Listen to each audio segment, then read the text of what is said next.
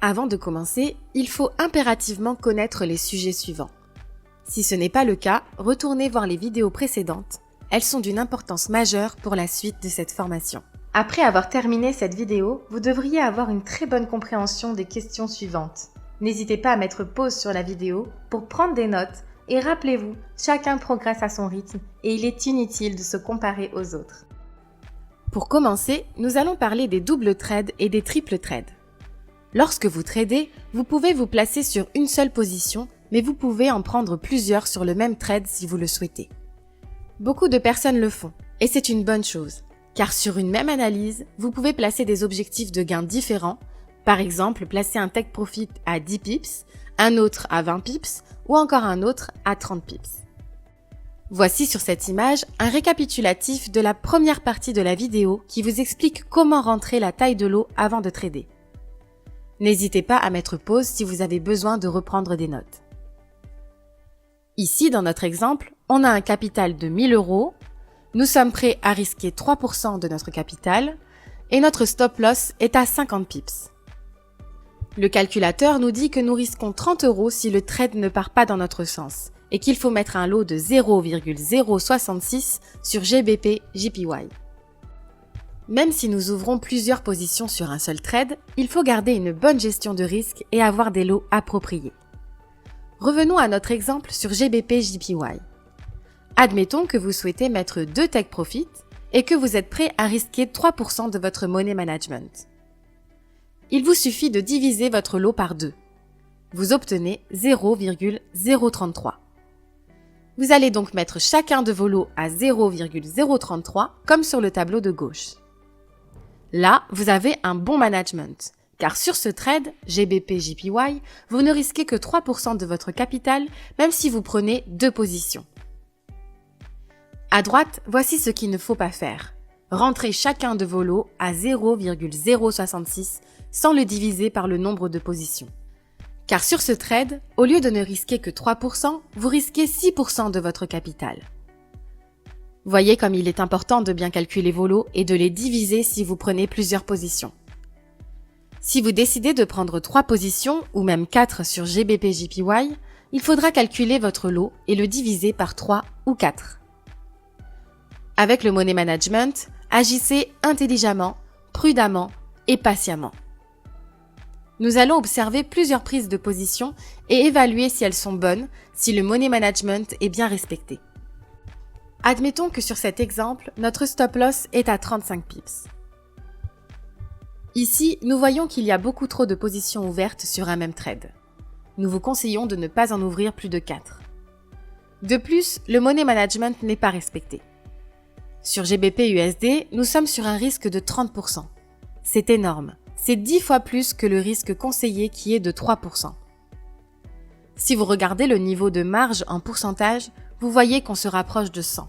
Ce n'est pas bon. Ici, c'est mieux, mais ce n'est pas encore tout à fait ça. On observe un taux de risque de 6% sur les paires GBP-NZD, NZD-CAD et NZD-CHF. Le money management n'est pas respecté. 6%, c'est 2 fois plus que ce qui est conseillé. Et aussi, il y a trop de paires NZD. Vos trades devraient être plus variés. Par contre, on observe 1,3% de risque sur les paires USD-JPY, USD-CAD et Euro-USD. C'est positif, on est sur un bon money management. Ici, c'est pas trop mal. Regardez le niveau de marge. Il est très sécuritaire, il est donc possible d'ouvrir plusieurs positions. Par contre, ce qui n'est pas très bon, c'est le money management. Il n'est pas respecté. En effet, il y a 4% de risque sur USD-CHF et 3,7% sur Euro-USD. C'est trop élevé. Maintenant, nous allons parler des paires corrélées. Ce sont les paires qui ont des mouvements similaires et qui prennent des directions similaires. Attention, si vous prenez position sur plusieurs paires corrélées, votre risque augmentera. Par exemple, si vous achetez Euro-USD et GBP-USD, comme ce sont des paires corrélées, ça sera le même type d'opération. Ces paires se déplacent dans la même direction et de manière similaire, cela veut dire que si vous perdez sur une, vous risquez de perdre sur l'autre. Restez attentif à ces paires-là, le mieux est de vous diversifier. Ici, vous avez les différentes paires corrélées. N'hésitez pas à prendre des notes.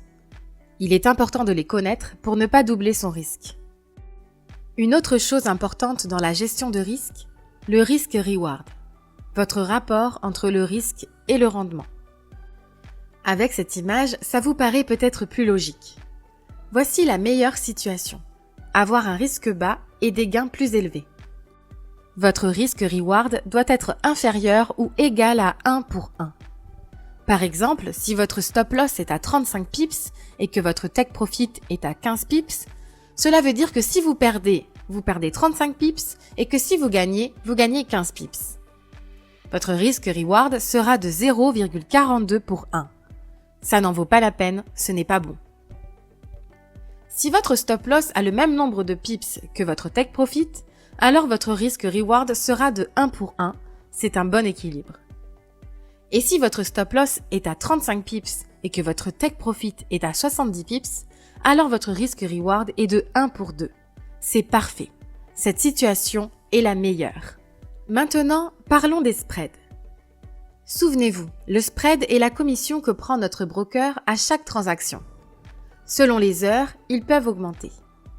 Sur cet exemple, le broker prend 2,1 pips sur euro-USD. Ils prennent parfois 5,6 pips et parfois jusqu'à 100 pips. C'est pourquoi il est important, avant de vous positionner sur le marché, de vérifier si le spread n'est pas trop élevé. Si c'est le cas, ne vous positionnez pas car le spread influence beaucoup trop votre risque. Si vous perdez votre trade, vous perdez non seulement 3% de votre capital, mais aussi le spread. Alors soyez attentifs. Désormais, vous devriez être en mesure de répondre et de comprendre les questions suivantes. Lisez-les et répondez-y tranquillement. Les basiques sont terminés. Félicitations et merci à tous d'avoir suivi ces vidéos. Vous pouvez les revoir autant de fois qu'il est nécessaire car les bases, c'est ce qu'il y a de plus important.